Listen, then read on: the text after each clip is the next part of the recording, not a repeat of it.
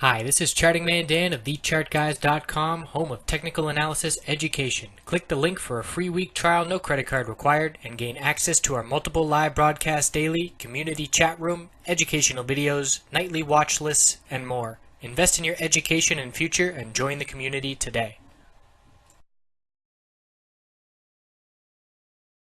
Hello friends, looking at Amazon on the daily and weekly time frame. So we saw the pullback days, consolidation started. It looked like normal, healthy consolidation at that point. Market dumped today, big volume spike, almost double the volume of yesterday. In fact, more than double. And we closed at the low of the day. So this dump is not over yet, is the most likely scenario because of that close. So the key support is the 50-day moving average of 755.94. And then the low of the previous consolidation was 752.10. Those are two key levels to be watching. The uptrend is certainly still intact as long as those levels hold. We are seeing a bearish MACD cross. The RSI is dropping through 50.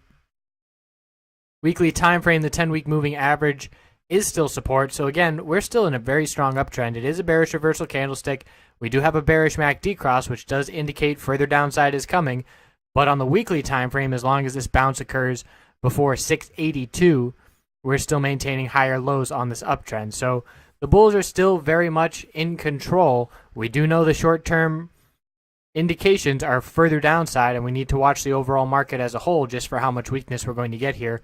But in terms of the overall long-term trend, the bulls are still very comfortable, but cautious. You might have locked in profit once the middle Bollinger Band was lost on the daily if you wanted to be safe and look for a reload.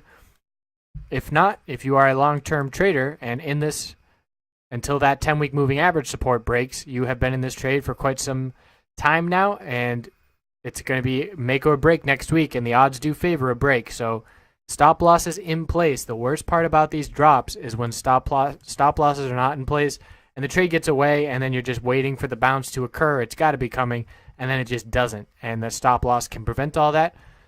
So I appreciate you watching and hope you have a good weekend. Actually, let's look at the 5-minute real quick. Might as well.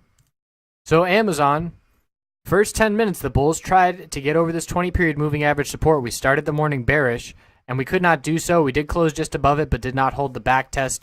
And from that moment, the bears owned the day, rejecting, didn't even touch it for 3 hours. And then we did get it as support and a little bit of a bounce at the end of the day before huge bearish volume at the end of the day.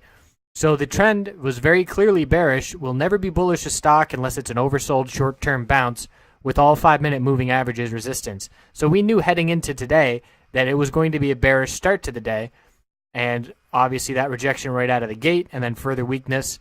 This right here was when it was very confirmed, another test and a clear rejection. So using that 20-period moving average, again, highlighted it last weekend, that's the theme here. It keeps playing out time and time again. Have a good weekend.